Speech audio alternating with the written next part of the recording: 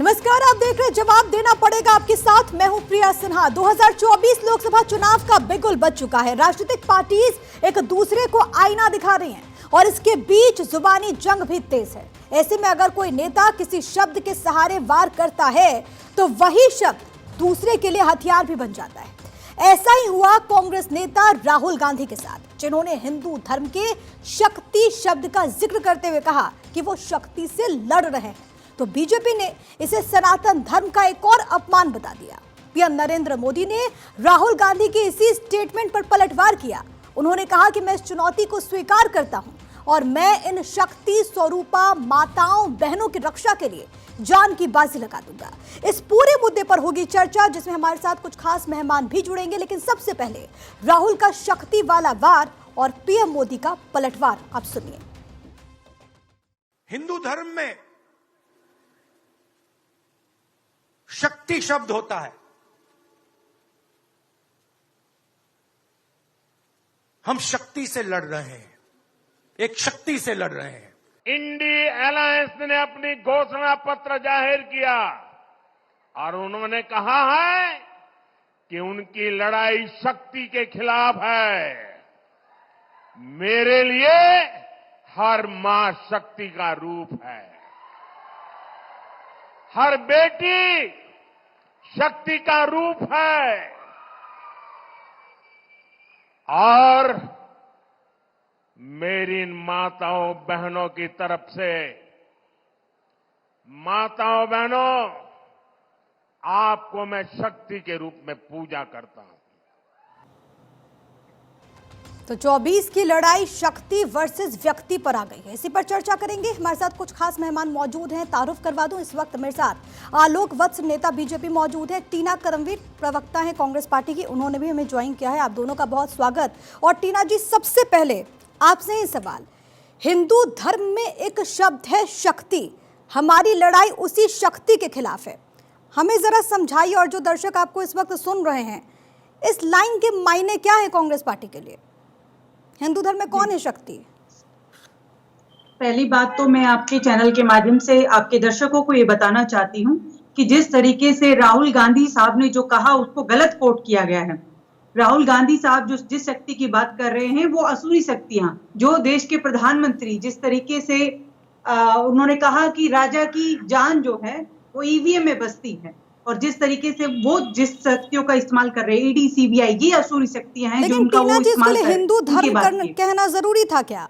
देखिए ये जब हिंदू धर्म की मोदी साहब बोलते हैं तो बड़ी शर्म महसूस होती है, क्योंकि उनको याद होगा मणिपुर में जब नंगा दौड़ाया गया था महिलाओं का, तब वो चुप थे। हाथरस में जिस लड़की को, दलित लड़की को जलाया गया था, तब मोदी साहब चुप थे।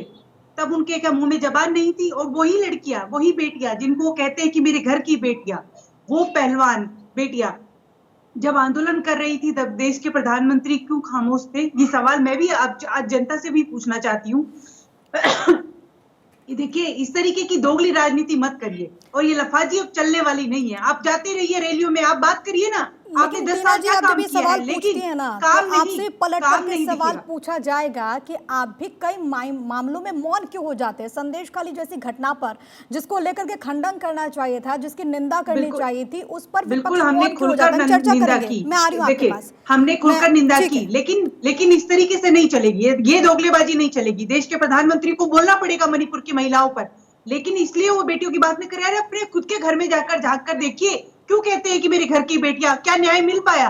न्याय देने की बात राहुल गांधी जी लगातार कर रहे हैं। महिला न्याय, नारी न्याय की बात राहुल गांधी जी कर रहे हैं। देश के प्रधानमंत्री तो सिर्फ और सिर्फ वोट बटोरना जानते हैं, और वोट बटोरने के बाद भी उन्होंने क्या किया? क्या महिला सुरक्षा के लिए कोई ऐसे काम किए, कोई प्रावधान किए जिससे इस देश की महिलाएं सुरक्षित हो सकती है? एनसीआरबी का डाटा उठाकर देखिए, सबसे ज्यादा क्राइम 2014 से लेकर 2024 तक हुए। सुनिए तो टीना जी, सुनिए तो, ठीक है, आपने बोला, आपने सारी बातें की। अगर आपको मालूम है कि महिलाओं का मुद्दा इतना ज्यादा अहम है, आपको लग रहा है कि वुमेन सुरक्षा, सिक्योरिटी का जो मसला है वो इतना ज्यादा अहम है, तो फिर क्यों जरूरत होती है कि ऐसे स्टेटमेंट को दिया जाए जिससे मैसेज लोगों के बीच में नहीं जाता? क्योंकि हिंदू धर्म में शक्ति कौन है ये किसी को बताने की जरूरत नहीं है।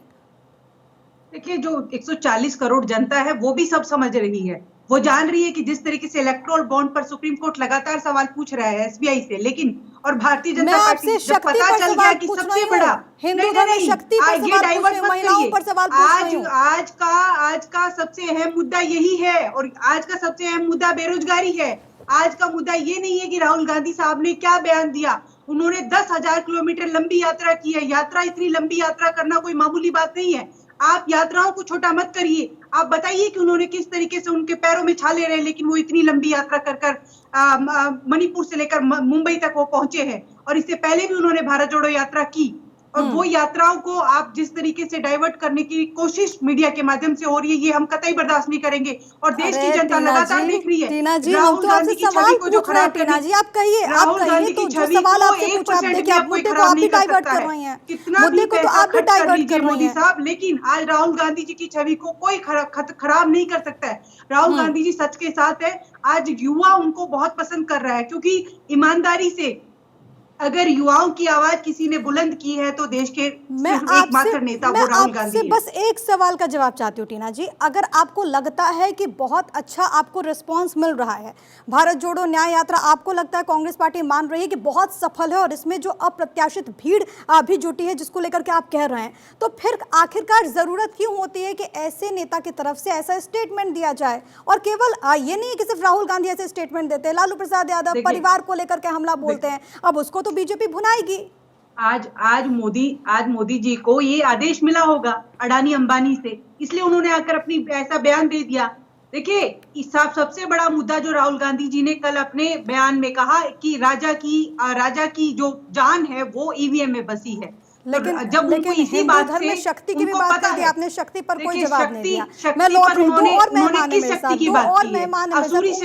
उनको भी तो इसमें जोड़ने दीजिए। गजल अरोड़ा बतौर सोशल एक्टिविस्ट हमारे साथ जुड़ गई। गजल, आपका स्वागत है। और आलोक जी भी लगातार बने हुए। आलोक जी, आपसे सवाल, और ये कांग्रेस पार्टी कह रही है कि राहुल गांधी ने वहां पर दरअसल सवाल उठाया पावर को लेकर के, क्यों बीजेपी इसको लेकर के हमलावर, और आखिरकार क्यों बीजेपी इसको लेकर के गलत रहा देने की कोशिश कर रही है? ये मैं आपसे सवाल जरूर पूछूंगी और जानना चाहूंगी कि बीजेपी का इस पे स्टैंड क्या है। लेकिन गजल, आपके पास आते हुए, चुनाव के ठीक पहले और खास तौर पर जब भारत में एक बड़ी आबादी है, महिला वोटर्स की जो संख्या है वो 47 करोड़ है, चुनाव आयोग का डेटा ये बताता है, ऐसे विषय पर महिलाओं को लेकर के इस तरीके का बयान क्या कांग्रेस पार्टी के लिए एक सेल्फ गोल हो सकता है? क्या सेल्फ गोल ही है?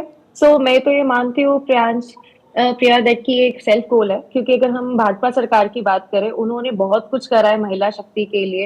इतनी सारी योजनाएं चलाई हैं, उज्जवल योजना चलाई है, हर किसी के घर में गैस पहुंचाई है, चूल्हा चौका पहुंचाया है। तो ये जो बाकी की स्टेटमेंट सारी कर दिया, ये भूल गई आप। 1100 का सिलेंडर अगर करा है, अब आता होगा, इसलिए मोदी नामा मत पढ़िए। टीना जी, आपने बोला, आपको मैंने नहीं रोका, आपने बात की, फर्क नहीं पड़ेगा। टीना जी, सार्थक चर्चा करते हैं हम। गजल जी, अपनी बात पूरी कीजिए। Thank you. प्रिया, देखिए, मैं इनकी बात से डिसएग्री नहीं करी कि सिलेंडर 1100 का हुआ, लेकिन हर परिवार में, हर घर में चूल्हा भी पहुंचा है। तो पहली सरकार में तो लोगों के घर में कैसे खाना बन रहा था, वो एक एक चीज के लिए तरस रहे थे। आज की डेट में सिर्फ 1100 का सिलेंडर देखना जरूरी नहीं है, सबके घर में जो चूल्हा पहुंचाया जा रहा है वो सबको एक एक चीज पहुंचाई जा रही है। फीमेल को, नारी शक्ति को उज्जवल योजना दी जाइए, उन तक हर उनके एम्पावरमेंट के लिए, उनको मोटिवेट करने के लिए सारे काम किए जा रहे हैं मोदी सरकार से, भाजपा सरकार से। तो ये जो स्टेटमेंट आ रही है, तो चुनावी पूछ रहे हैं वो क्या काम किए हैं? इस तरीके की क्या काम नहीं किए हैं? मोदी नामा पढ़ने की बजाय अब बताइए कि क्या काम किया है, किसको क्या मिला है। उस चूल्हे की क्या अगरबत्ती करे महिलाएं खाने के लिए? बिना चूल्हे के तो आप खाना बना ही नहीं सकती है। बात तो पूरी होनी चाहिए। मोदी जी, अगर खाना नहीं बनेगा, चूल्हा नहीं आएगा, तो जिंदगी कैसे चलेगी? टीना जी, आप मुझे बता दीजिए। उन्होंने खुद सिर्फ हाईवे बनाने से काम नहीं चलेगा ना, हमें खाना भी बनाना जरूरी है। ऐसे चर्चा नहीं होगी। खाते हैं, गुच्ची उनको अपनी बात कंप्लीट करने दीजिए, मैं आऊंगी आपके पास। 5 किलो अनाज जो टीना करमवीर, 1 मिनट, उनको अपनी बात तो कंप्लीट करने दीजिए। तो 5 किलो अनाज से किसी का घर तो चलता है? टीना जी, पहले तो लोगों के घर में अनाज ही नहीं आ रहा था, सिर्फ लोगों के अपने घर भरे जा रहे थे कांग्रेस सरकार में। कम से कम भाजपा सरकार लोगों को अनाज तो पहुंचा रही है, चूल्हा तो पहुंचा रही है।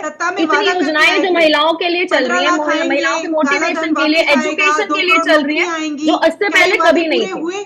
क्या वो वादे पूरे हुए? 2 करोड़ नौकरियां, 20 करोड़ नौकरियां मिल जानी चाहिए थी कायदे से। किसको मिल गई? आपको मिली क्या? किसको मिली? आपके परिवार में लेकिन किसी को सबको मिली? मिलती है। तो इस टीना तरीके जी, से सबको बयान मिल मत रही है। दीजिए। टीना जी कुछ नहीं, सुनिए, 30 लाख बीजेपी नौकरियां कह केंद्र रही है सरकार कि में जब से खाली हम है। सत्ता में आए हैं, बीजेपी कुछ बीते नहीं 10 कर रही साल, है। एक मिनट बीजेपी सुनिए तो, अरे खाली सवाल तो पूछे खाली मैडम, पुलाव बना रही है, एक जुमलेबाजी मिनट रुक कर रही जाइए, है, कोई सवाल काम तो नहीं कर पूछने रही। दीजिए मुझे। टीना जी सवाल पूछने दीजिए, आप रट करके तो नहीं आई हैं, एक बार मैं सवाल पूछ लेती हूँ फिर अपनी बात कीजिएगा। बीजेपी कह रही है कि 10 साल में हमने बहुत काम किया, उज्ज्वला योजना हो, महिलाओं के लिए मातृत्व वंदन योजना हो, नारी शक्ति अधिनियम हो, तमाम कुछ चीज़ों को लेकर के बीजेपी इस बार कह रही है कि वो आम जनता के बीच में जाएगी, महिलाओं के बीच में जाएगी। विपक्ष के पास, कांग्रेस के पास, आईएनडी ब्लॉक के पास इसको लेकर के क्या रणनीति है, क्या काट है आपके पास? जी, देखिए, इंडिया अलायंस के पास एक ऐसी रणनीति है, क्योंकि आज हमारा जो, मैंने पहले भी, मैं बार बार कहती हूँ, हम लोगों का एक गोल है, मिनिमम गोल, मिनिमम प्रोग्राम, वो यही है, इस देश का संविधान बचाना, इस देश का लोकतंत्र बचाना। और हम जनता के बीच जा रहे हैं क्योंकि हमारी बातें सुनी जा रही हैं। युवाओं आकर हमसे संवाद कर रहे हैं, हमसे बात कर रहे, अपना दुख बता रहे हैं कि लगातार अग्निवीर के नाम पर किस तरीके से युवाओं को छला गया, नौकरियों के नाम पर किस तरीके से युवाओं को छला गया, महिलाओं को सुरक्षा के लिए क्या कहते हैं, क्या कहकर सरकार में आए थे कि हम महिलाओं को सुरक्षा देंगे अब की बार मोदी सरकार, लेकिन क्या किया? आप एनसीआरबी का डाटा उठाकर देखिए, सबसे ज्यादा क्राइम रेट जो महिलाओं के खिलाफ हुआ वो इसी सरकार में हुआ। और जहां जहां डबल इंजन की सरकार, ये मणिपुर में डबल इंजन की सरकारी तो थी, ये हरियाणा में डबल इंजन की सरकारी ठीक तो है, मैं जवाब ले ये लेती हूँ। यूपी में बीजेपी डबल के इंजन की प्रवक्ता सरकारी आलोक तो वत्स भी है। हमारे साथ जुड़ इस गए तरीके हैं। से महिलाओं आलोक के जी, साथ लगातार कांग्रेस बलात्कार पार्टी होते कह हैं। रही है कि राहुल गांधी की जो भारत जोड़ो न्याय यात्रा है, कांग्रेस कह रही है कि बहुत सफल रही और लोगों का बहुत ज्यादा वहां पर जो जन समर्थन था वो देखने को मिला है। क्यों बीजेपी एक पर्टिकुलर स्टेटमेंट को लेकर के उन पर हमलावर और उसको गलत तरीके से बीजेपी पेश कर रही है? देखिए प्रिया जी, राहुल गांधी की स्थिति है जो रोम में पहले कुछ दिन पूर्व में एक शासक की थी कि रोम जल रहा था और नीरो बंसी बजा रहा था। अरे भैया, इनका जो आपसी गठबंधन है, please Tina ji, please don't interrupt. बहुत अच्छी लाइन आप बोल रही थी, आप तारीफ कर रही हूँ, बहुत अच्छी लाइन बोली उन्होंने, आपने बहुत अच्छी लाइन टीना जी, एक एक करके, मैंने आपको बहुत वक्त दिया मैडम, उनकी बात अभी कंप्लीट होने दीजिए, लेट जुड़े हैं वो। भी सुनने के लिए तैयार रहिए। जो मैंने कहा कि इन्होंने भारत जोड़ो यात्रा निकाला, भारत कहीं से टूटा तो था नहीं, जो ये जोड़ने चल दिए, उसका रिजल्ट हुआ कि 2 राज्यों में इनकी चुनी हुई सरकार चली गई, राजस्थान में और छत्तीसगढ़ में, और मध्य प्रदेश ये बुरी तरीके से हार गए। इंडी गठबंधन जो बनाए थे ये राहुल गांधी को एज अ सीनियर लीडर, मैं खुद चाहता हूं कि देश में एक मजबूत लोकतंत्र हो, बगैर मजबूत लोकतंत्र के लोकतंत्र बेलगाम हो जाता है। लेकिन अफसोस कि अपनी इंडी गठबंधन को एकजुट रखने के बजाय ये चले गए न्याय यात्रा निकालने, और जिस जिस स्टेट में ये गए वहां पर कोई ना कोई बड़ा नेता उस पार्टी को उसी दिन छोड़ा, या इनके जाने के दिन या इनके आने के दिन। तो एक तरीके से जैसे सल्यूट टू द लीडर है कि भैया हम तेरा साथ छोड़ रहे हैं। आज इंडी गठबंधन में जो लोग उसके संयोजक थे, जिन लोगों ने उसको बनाने की सारी कवायद की, वो सब अलग थलग बिखर गए। मुझे लगता है यहाँ पर कुछ कनेक्शन इशू है, लेकिन आलोक वत्स जी का कहना है कि जो अलायंस है उसकी मजबूती का जो दावा किया जा रहा था वो कई राज्यों में खोखला हो रहा है, और उन्होंने उदाहरण भी दिया। लेकिन गजन, मैं आपके पास आना चाहूँगी, क्योंकि चुनाव से ठीक पहले हमने हाल के दिनों में देखा है कि अगर ऐसे कोई स्टेटमेंट दिए जाते हैं तो एक सिंपैथी जो है वो भी यहाँ पर देखने को मिलती है, खास तौर पर बीजेपी के पक्ष में जाते हुए। इससे पहले आपको याद होगा कि पहले जब लोकसभा के चुनाव हुए थे तो उस वक्त मोदी चोर है और इसको किस तरीके से बनाया गया कि चौकीदार चोर है की लाइन दी गई थी कि मैं भी चौकीदार, और फिर परिवारवाद को लेकर के फिर हमने देखा कि मोदी का परिवार। लेकिन जब बात होती है शक्ति की, और जब ये कहा जाता है कि हिंदू धर्म में एक शब्द है शक्ति, इसको लेकर के अगर बीजेपी इसको लेकर के काउंटर अटैक करती है, आम जनता में कैसा मैसेज जाता है चुनाव से ठीक पहले, और क्या इसका इम्पैक्ट चुनाव में पड़ता है? प्रिया, अगर हम नोटिस करें, बहुत सालों से होता रहा है, हर चुनाव से पहले कांग्रेस की तरफ से कोई ना कोई स्टेटमेंट आती ही रहती है, और यही उनका एक सिंपैथी कार्ड है जो प्ले करते हैं। लेकिन अगर हम मोदी गवर्नमेंट, भाजपा की बात करें, अगर वो शक्ति की बात करते हैं तो नारी शक्ति जो स्ट्रेंथ, करेज, रेजिलियंस, हर चीज को डिफाइन करती है। और ऐसा नहीं कि उन्होंने सिर्फ उससे स्टेटमेंट्स दी हैं, उन्होंने अपने काम से इतनी योजनाएं चलाई महिलाओं के लिए, उनकी सेफ्टी के लिए, उनकी एजुकेशन के लिए, घर चलाने के लिए, उनको काम करने के लिए। तो वो अपने जो बातें करते हैं, जो अपनी स्टेटमेंट देते हैं, उसके ऊपर दावों के ऊपर वो खड़े भी उतरते आए हैं अभी तक। ऐसा कभी नहीं हुआ कि उन्होंने अपने खड़े नहीं उतरे। अब 100 में से अगर एक इंसान के लिए कुछ नहीं हो तो इसका ये नहीं कि 99 के लिए हुआ नहीं है। मोदी सरकार इतने सालों से, चाहे वो कोई भी स्टेट हो, वहां पे करते आ रहे। बट अगर हम कांग्रेस की बात करें, जिस स्टेट में भी जाते हैं सिर्फ वादे ही हुए, खोखले वादे हुए, कभी कुछ पूरा नहीं हुआ है। और वो वादे और वो जो स्टेटमेंट्स ऐसी हैं जिनके लिए वो कुछ जो भी दावा करते हैं, कभी उसको बैकअप नहीं कर पाए अभी तक। सो everything which is being committed has no backup, no evidence, nothing, no logic behind it. टीना जी। जी देखिए, जिसके घर के अंदर ब्रजभूषण जैसे नेता बैठे हो, वो नारी नायक की बात करेंगे। वो मुझे आज भी उनकी वो हंसी याद आ रही है। माफी चाहती हूँ, जिस तरीके से वो खिकी करके संसद में हंस रहे थे। और दूसरी बात, वो कहते हैं दबदबा था, दबदबा है और दबदबा रहेगा, लेकिन आज उनका तो दबदबा बना रहा, लेकिन क्या उन महिला पहलवानों को न्याय मिल पाया?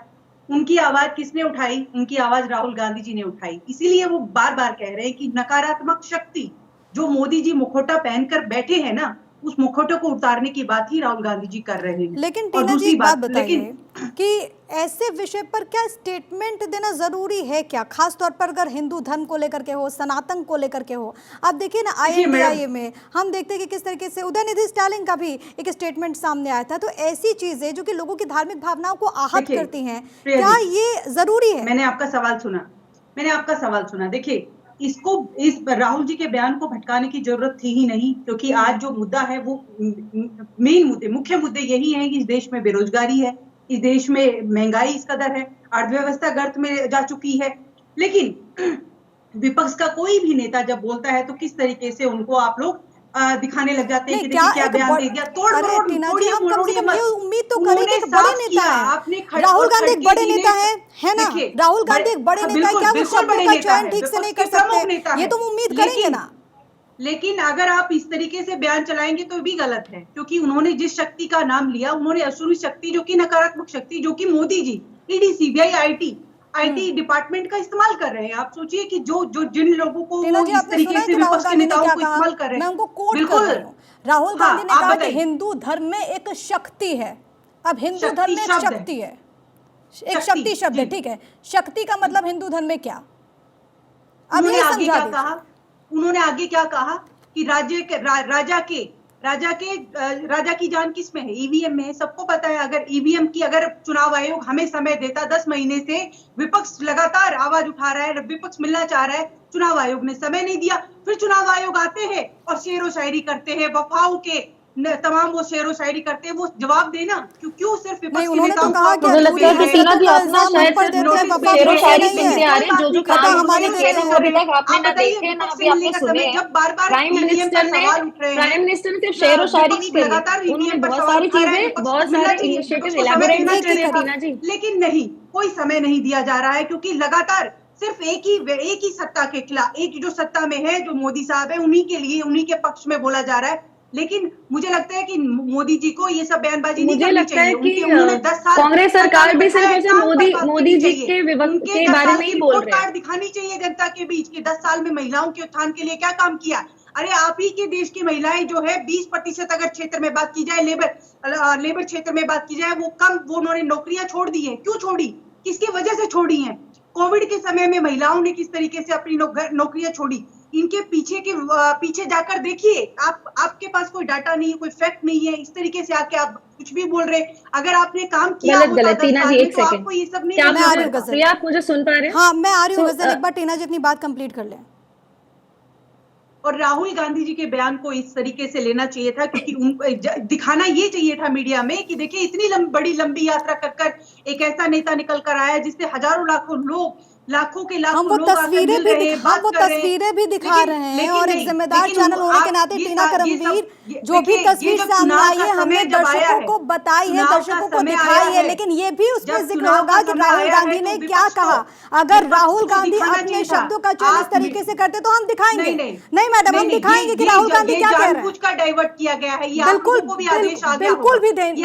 भी नहीं। आपने मेरे सवाल का जवाब दे दिया कि क्या एक बड़े नेता से उम्मीद नहीं कर सकते कि वो अपने शब्दों का चयन अच्छे से करें। डिबेट मैडम, आपकी जानकारी के लिए बता दूं, अरुणाचल प्रदेश मंत्रालय ने कहा है, विदेश मंत्रालय ने कि चीन विदेश मंत्रालय ने कहा है कि अरुणाचल प्रदेश उनका हिस्सा है। तो मैं ये ब्रेकिंग न्यूज तो आज ये बननी चाहिए थी कि क्या आप मोदी जी जिनपिंग को बुलाकर झूला झुलाएंगे? क्या उनको वो बहुत बैठाकर झूला झुला रहे थे? आज आकर बयान देना कि अरुणाचल प्रदेश भारत का हिस्सा है या चीन का हिस्सा है। लेकिन टीना जी, डाइवर्ट किया गया है। आज किस विषय पे बात कर रही हूँ टीना जी? डिबेट का टाइटल पीएमओ निर्धारित करता है और हिरेन जोशी निर्धारित करता है। अरे नहीं मैडम, हम टीना जी एक मिनट रुकिए, नहीं टीना जी एक मिनट रुकिए।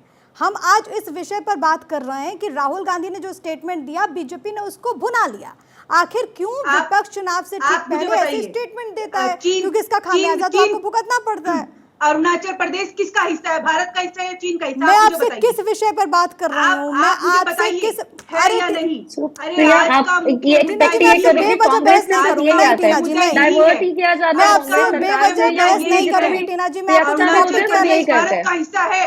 जिनपिंग को झूला झुलाने के लिए कब बुलाएंगे मोदी जी? टीना जी, मैं आपसे महिलाओं की बात कर रही हूँ, बहुत गंभीर है विषय, प्लीज उसको डाइवर्ट मत कीजिए। प्रेस कॉन्फ्रेंस करिए। और वैसे भी दूसरी बात, वो केयर टेकर है। जब कोड ऑफ कंडक्ट लग जाती है तो देश के प्रधानमंत्री सिर्फ सरकार के केयर टेकर होते हैं।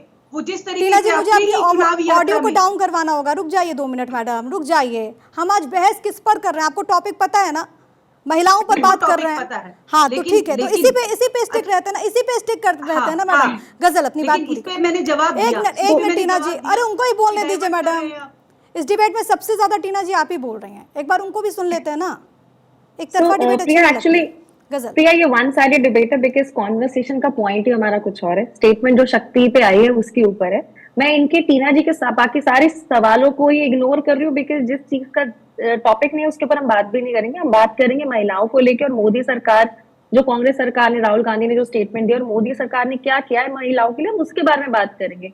हम सब चीन, अरुणाचल प्रदेश, हर जगह पहुंच सकते हैं। हम कैसे भूल सकते हैं कि प्राइम मिनिस्टर ने, मोदी सरकार ने have elaborated on several initiatives कि हमारे कितने विमेन के वेरियस स्टेजेस पे हमने उनको सपोर्ट करा है। चाहे वो बेटी बचाओ बेटी पढ़ाओ, financial support to the expecting mothers, चाहे वो सुकन्या समृद्धि एजुकेशनल योजना हो, चाहे वो मुद्रा योजना हो, चाहे वो क्लीनिंग कुकिंग एनवायरनमेंट हो, चाहे वो पाइप्ड वाटर एक्सेस हो, हर चीज के लिए तो मोदी सरकार करती आई है। और what we have seen from the Congress is just making fun of them and insulting them.